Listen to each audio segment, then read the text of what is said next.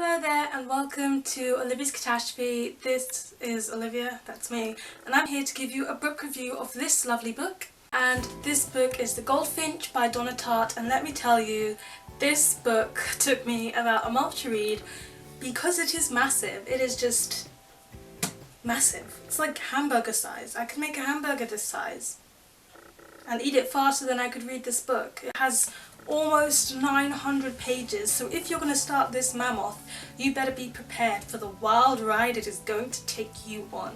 I have to say that I absolutely adored this book, but before I get into too much detail, I wanted to go and try making this cover art because this book is really centered around art and a particular art piece which is called the Goldfinch, and I decided I was going to make my own goldfinch and see how it measured up.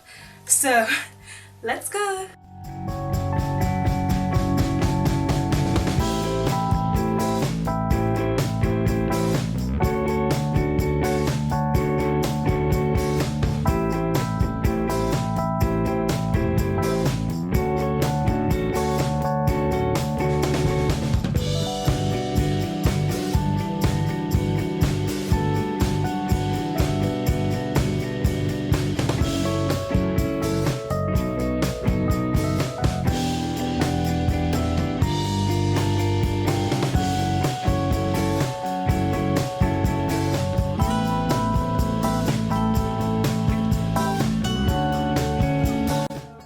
See, my artwork doesn't quite measure up to the masterpiece that the Goldfinch is in the book, but just look at the cover and not at my version because it doesn't compare.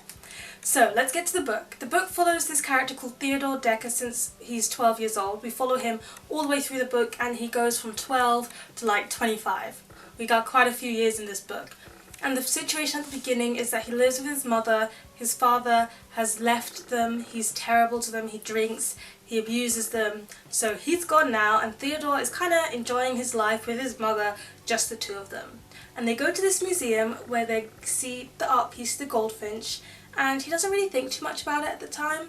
And then his mum goes off to look at a certain piece while he's watching this girl across the room who's with her grandfather or maybe her father, and Theodore's really interested in this girl. He's like, that girl fine. And as he's looking at this girl, boom, an explosion happens and he's caught in the middle of a terrorist attack. His mother's in a different room and he blacks out, he wakes up, and that's the beginning of the story. Some beginning in it. So this beginning just like took my breath away. I was so it was so detailed. The writing style of this book is beautiful. This one won the Pulitzer,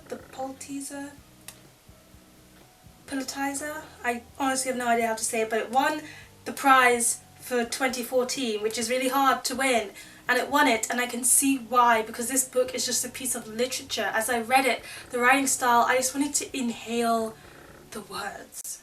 I wanted to inhale the words, okay? It was that beautiful.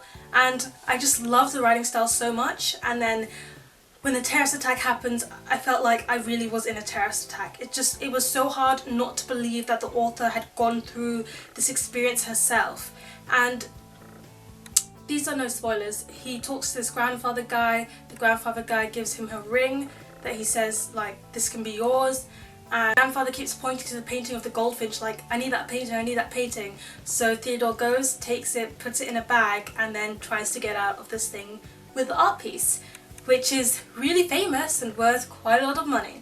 And from then on, things just happen and happen and happen. I have to be honest with you guys, this is a very character-driven novel. I'm not sure if you're going to like it if you're not a character-driven reader, because then I think you might find the plot slow and kind of like hard to get into.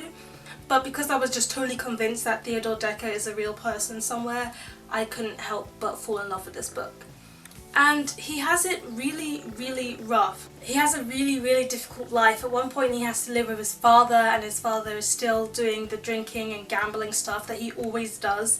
And Theodore meets a lot of good people and a lot of bad people, and there's a lot of people that are in the grey area where they're not good for him, but they're not bad for him either. They're keeping him alive, because after that terrorist attack, Theo is never the same, and we get to see that through the novel. It affects him his whole life in small ways that you have to look for to get, but it's still there.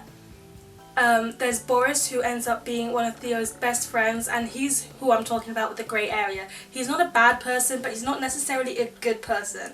They do some really crazy stuff as teenagers. There's lots and lots of drinking, lots and lots of drugs, and once again it's written in a way that it's hard to believe that Donna Tartt hasn't experienced this lifestyle herself. Maybe she has. I don't think she has, but trust me, if Theodore like passed me on the street and I was like, "Hey Theo," and he was like, "Oh hi Olivia," I'd be like, "Yeah, I totally believe you're real. That's how real it is." He grows up and there's lots of stuff happening. He meets Hobie, who is kind of like the good father that he never had to him, and Hobie is so nice. I want Hobie as one of my own uncles because he's just an epic person with an epic personality who like really looks after Theo. He is one of the characters I can definitely classify as good for Theo. Father, definitely not good for Theo. And then you just see him trying to get through life, and the painting becomes a big part of it. In the middle of the book, while he's kind of like in the brink between teenagerhood and adulthood, you can see that his father and his father's attitudes are the main problem, so the painting kind of gets put onto the back burner, but then towards the end of the novel the painting has a big role, like a massive role, and it comes back into things. I didn't think that a book about paintings would really inspire me too much. I do like my artwork, but I'm not a big artwork fan. I can't even remember who painted the Goldfinch, and I just read about 900 pages about it, which I think that says quite a lot about me. But yeah, I still really liked it, and I still actually really like the art aspect and how the stolen painting was included in the whole story. Towards the end of the book they actually go to Amsterdam and the Netherlands is mentioned. If you know me, you know that I'm actually British, but I've moved to the Netherlands and I'm currently living in the Netherlands, and I just really loved how well it portrayed the Netherlands. Like, it mentioned lots of fine details. Again, it makes it hard to believe that the author has never been here. Maybe she has, because it just narrowed down the culture really well and made the Netherlands seem like a really cool place that it kind of like opened my eyes, like, wow, the Netherlands is unique and it has cool things about it. So that's how cool reading this book was. I don't really think I have much more to say other than read it. So beautiful. Honestly, as I was reading the last page, even though it was quite a journey to get through this book, I still didn't want it to end. It's just so good. I'm so happy I read this one. I'm not really sure if this is the kind of book you can reread just because it's so massive, but like, it's gonna be a dream to reread it, and I probably will actually at some point. 5 stars from me. Please read this book. And I want to hear back from you guys. Comment below if there's a book about a subject that you're not too interested in, like sports or something like that, and then you've read it and you actually really enjoyed it nonetheless. I'm always looking for books like that. Please like, comment, subscribe and share if you enjoyed this video. It'd be a great support to me, and I'll see you next week with another video. Goodbye! I got into more a particular art peach because the book really is centered around, let me silence that.